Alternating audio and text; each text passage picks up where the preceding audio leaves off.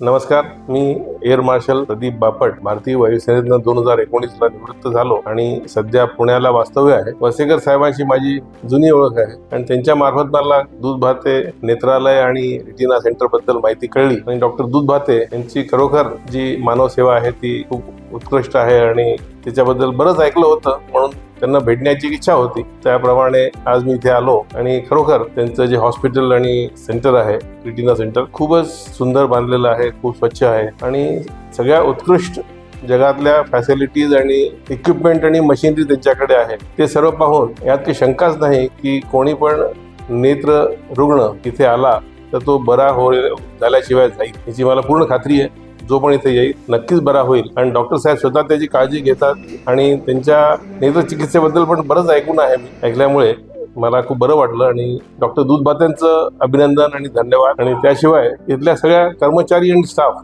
त्यांचा नक्कीच खूप हातभार आहे त्याच्यामध्ये कामामध्ये, त्यांचं मी अभिनंदन करतो. आणि आज मी इथे आलो, मला खूप बरं वाटलं. धन्यवाद. जय हिंद.